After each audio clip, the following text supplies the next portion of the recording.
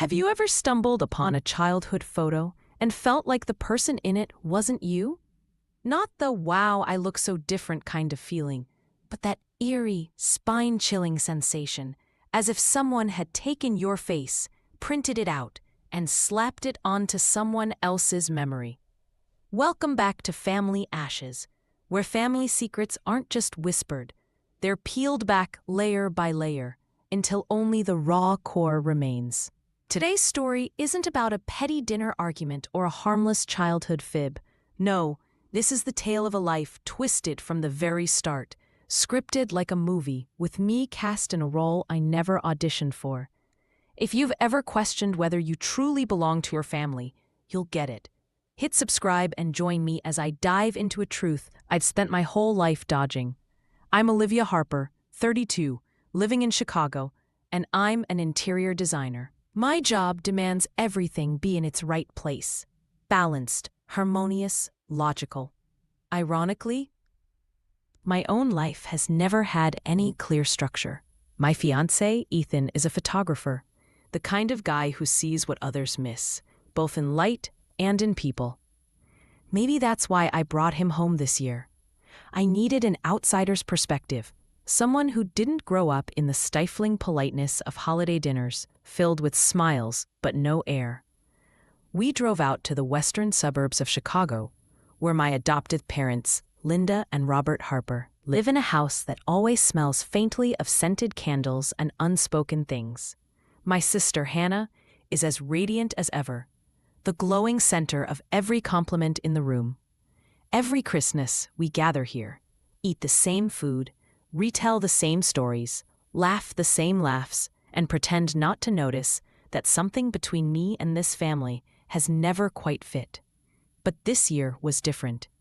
I had no idea that when I walked into that house, everything I'd ever called the past would begin to unravel because of a few old photographs and a furrowed brow from the man I love. I can't remember when my mother started that habit of bringing out the photo albums after dessert, like we had nothing left to talk about except the past. But every year, without fail, she would disappear after the last round of laughter, then return with that old plastic box, faded and barely able to snap shut. "I just happened to find these while cleaning the closet," she'd say, even though I knew they were neatly stored in the third drawer on the left, wrapped in an ivory tablecloth no one used anymore. She set the box down on the coffee table, popped it open, and pulled out 3 photo albums whose smudged ink stains I had long memorized. Hannah perked up instantly, grabbing a throw pillow like she was about to watch the highlight reel of her life. My dad lifted his glass of whiskey, not looking at anyone, like he was waiting for it all to be over. And me? I sat still, leaning back, holding a glass of red wine I hadn't touched, my eyes fixed forward, but my mind drifting somewhere else entirely. Ethan sat next to me, one arm resting lightly along the back of the chair, the other on his knee. He didn't say much, but he noticed everything. The eyes of a photographer are always busy, parsing light, framing moments, and sensing something deeper that most people miss. I didn't expect him to be the one to unearth what I had buried so carefully. My mom opened the first album, flipping through pictures of Hannah as a newborn, our family trip to USAID, and me in a princess dress I had sewn myself, stitches atrociously uneven. Everyone laughed. I pretended to laugh along. Ethan didn't. I could feel it in his eyes and the subtle shift of his breath. He was noticing something else. Still polite, still nodding at my mother's stories, but his fingers started tapping the table lightly, rhythmically, like a countdown clock, ticking towards something inevitable. The second album opened, revealing photos of me from ages 3 to 5, the section my mom always liked best because it was easy to narrate and apparently harmless. 1 page, 2 pages, then came the third. There it was, A photo of me standing in front of a moss-covered stone wall, wearing a pale pink coat and clutching a teddy bear. A photo I'd seen 100 times and never questioned. But this time, Ethan froze. I saw it instantly. His body, usually fluid and relaxed, suddenly went still, like someone who just heard the screech of brakes on a runway. He leaned in closer, eyes locked on the photo, brow furrowing slightly, lips pressed tight. No one else noticed except me. I leaned toward him, about to whisper and ask what was wrong. But before I could speak, his hand found mine under the table and squeezed so tightly I had to look up. Ethan wasn't looking at me. His eyes were glued to the album, and his voice came out in a low, almost strangled whisper, just loud enough for me to hear. "Don't you see it? The person in that photo isn't you." I went still. Not because I believed him immediately, but because of how he said it. It wasn't doubt, it was certainty, the kind that doesn't need an explanation. I turned back to the photo. It was me, and yet not quite. Something felt off. The expression was too perfect. The way the light fell on the cheek didn't match the sun's direction. My eyes, or the eyes of me, weren't looking straight at the lens, but slightly off, as if staring at something outside the frame. The photo looked real, but it didn't feel right. I almost laughed it off, meant to say he was imagining things, but the words never came. My mother kept flipping the pages, telling the story about how I once played with dirt and pretended to bake cookies in the backyard. But I couldn't hear her anymore. Everything around me faded, replaced by the sound of my heartbeat pounding in my ears. And Ethan's eyes locked on me like he knew I was about to fall. I never asked Ethan why he took the photos, and I don't remember exactly when he did it. Maybe it was while my mom was deep into retelling a story, one she never told the same way twice, and everyone's attention was fixed on Hannah, laughing at some silly old picture. We got home late, a thin layer of snow dusting the windshield. I hadn't said a word since we left my parents' house, not because I was angry or sad, but because a part of me was waiting for Ethan to speak first. But he didn't. He just took off his coat, opened his bag, and pulled out a small stack of photos clipped together with a silver binder clip. I saw the first 3, and my heart skipped a beat. They were pictures of me, or rather of me as a child, in a park, in front of a white fence, standing next to an old water spout. Photos I'd seen since I was little, trusted. Ethan told stories about, with a mix of quiet pride and softness. Like my past had once been a little charming, a little normal. "Look closely," Ethan said, his voice light as air slipping through a crack in the window. I picked up each photo. At first, they felt familiar. But then I started noticing the exact same tilt of the head, the same smile, unchanging. The eyes in all 3 photos looking in the same direction at the same slight angle, just enough to seem natural if you only glanced once. But side by side, the sameness was uncanny. No child repeats the same expression, gaze, and posture as if they've been copy-pasted into different settings. No child casts the exact same shadow under their chin in 3 different places in 3 different years, unless someone deliberately made it that way. I looked at Ethan. He nodded slowly, confirming the fear rising in my eyes was valid. I turned to the next one. Another girl, blonde, lighter skin, different bone structure. At first glance, she looked like me. But now I knew she wasn't. Ethan pointed at the photo and said softly, "I think this is the original. The others were edited." I didn't respond. I couldn't. Something inside me was breaking, a crack stretching through decades, running straight through memories I once thought were mine. Suddenly, I remembered something that had once seemed harmless. I was 14, walking past the dining room, and saw my mother sitting in front of her laptop. The light from the screen lit her face in a way that made her look completely different, like someone caught in the middle of something they shouldn't be doing. Her eyes were locked on the screen where a Facebook message had popped up in a language I didn't recognize at the time. Some alphabet I couldn't read, with a red heart at the end. I asked who it was from. She startled, closed the laptop, and said quickly, "Just spam." Then she stood up, her hands trembling, and never mentioned it again. I didn't ask either, because I was used to not asking. I'd been taught that some things shouldn't be brought up if you wanted to keep everything peaceful. Peaceful? No. That wasn't peace. That was silence. A silence built out of fake photos, fake memories, and a kind of love I'm not even sure I ever really received. I thought of Hannah, how my mother would stroke her hair when she was sad, how my father laughed loudly every time she got an A. And me, I was the tough one, the one who didn't need coddling, the one who always took care of herself. Those words used to make me proud. Now they left only emptiness.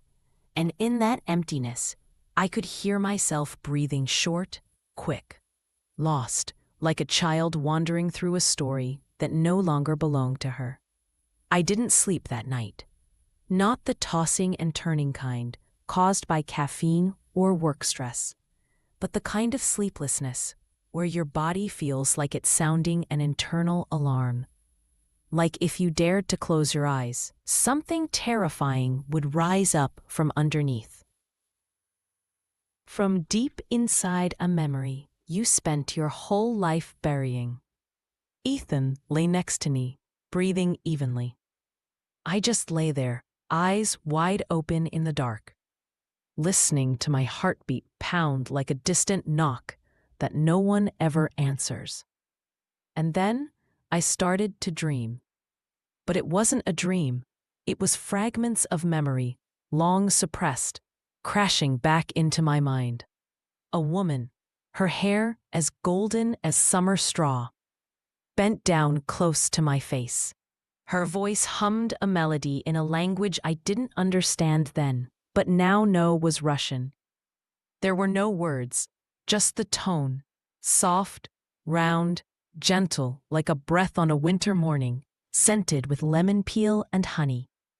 I don't remember her name, don't recall her face clearly, but the feeling, warmth, tenderness, belonging, that feeling was unmistakable. And most importantly, it wasn't Linda. I jolted awake from the first dream around 3 a.m., cold sweat soaking the back of my shirt. My heart was still pounding hard enough to hurt, but I didn't dare close my eyes again. I was afraid that if I did, I'd see more of what I had forgotten. And I was right. The images didn't stop. By the next morning, I could no longer tell what was memory and what was delusion. That afternoon, I was washing my hands in the kitchen when a sharp chill shot from the base of my neck all the way down to my feet. Suddenly, I saw myself, small, maybe 4 or 5 years old, standing in the middle of the living room. I was crying loudly, not a tantrum, but the guttural, broken sobs of a child ripped away from the place she once belonged. And I called out, not Mom, but Mama, in a different accent, foreign, yet painfully familiar. Then Linda appeared. Her face darkened. Her hand clamped tightly around my wrist, her voice colder than winter itself. Don't ever call that woman your mother again. If you do, you'll disappear forever. I didn't know if it had really happened or as I was imagining it. But when that sentence echoed in my head, sharp and clear, like an old knife that still cut, I knew I hadn't made it up. My body reacted before I could even process it. My heart raced, my hands shook, my mind spun like I was being pulled under by a wave with no name. I collapsed onto the kitchen floor. Ethan rushed over in a panic, trying to steady me, but I flinched and backed away instinctively, like anyone touching me might cause me to break apart. I couldn't breathe. The air around me felt like it was closing in. my lungs clenching, the room spinning like a cyclone as uncontrollable memory. And then I did something I never thought I would do. I reached for my phone, my hands shaking so badly, I entered the wrong passcode 3 times. I dialed 911. 911, what's your emergency? I opened my mouth. Nothing came out. Ethan was next to me, saying something to the dispatcher. But all I could hear was the ringing in my ears. It wasn't until the operator asked for the 3rd time that I finally managed to whisper a few words. I think I was kidnapped when I was a child. A pause followed, stretching on like an entire century. Then the dispatcher's voice came back, lower, slower, calmer. Are you safe right now?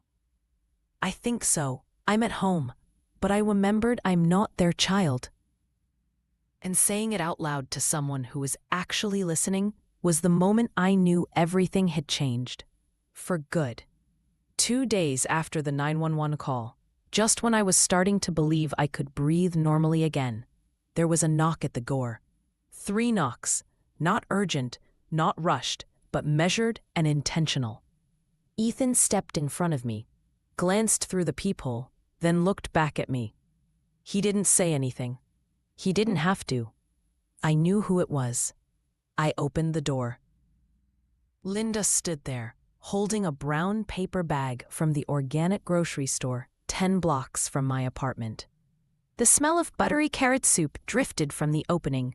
My mother, the woman who once told me not to be dramatic when I had a 103 degrees fever, was standing on my doorstep with the soup I used to like when I was little. Behind her was Robert, hands in his coat pockets, face blank, like he was here out of obligation, not concern. "Can we come in?" she asked, even though her feet had already crossed the threshold before I could nod. Ethan stepped back, standing beside me like a silent barrier. They sat on the couch like guests, polite, cautious, trying not to look around too much. Linda set the soup on the table like it was a peace offering, then clasped her hands tightly on her knees, her nails digging into her skin. "We heard. You contacted the police," she began, her voice softer than usual. "I did the right thing," I said. Nothing else. No explanation, no apology. She nodded like she'd rehearsed this. "You are not our biological daughter," she said as plainly as someone announcing that it might rain. The room was so quiet I could hear the refrigerator humming. My father cleared his throat, then continued for her. "Your biological mother was Russian. She was very young when she had you. She couldn't keep you." He paused. "In 1995, Russia wasn't safe. War, chaos. She begged us to take you to the US. She thought it would be better. And then I asked, my voice flat as frozen water. You took me without papers. No documentation. You told no one. You kept no contact. You never told me anything. You just made up a story." Linda reached for the necklace she always wore, a habit when she was nervous. "We thought it was best if you didn't remember. If you didn't know, we wanted you to feel like you belonged by editing photos." Ethan cut in, his voice sharp. "Pasting her face into pictures that never happened, faking a childhood just so you could tell tidy stories at holiday dinners." Linda turned to me, eyes slightly wet, but I couldn't tell if it was emotion or just a physical reflex. "You used to cry every week, missing your birth mother. You called her name in your sleep. You were in pain, and then you started to forget. We thought if you forgot, you'd be happier. We just wanted to keep you. Keep like keeping an object, like keeping a doll." I took a deep breath. My hand tightened on my knee. "What's her name?" I asked. Linda looked at me, then at Robert. He did the thing he always did, rubbed his face, like life was getting on his nerves. She hesitated. "You won't remember it," she whispered. "I'm asking for her name," I said, enunciating every word. A long pause.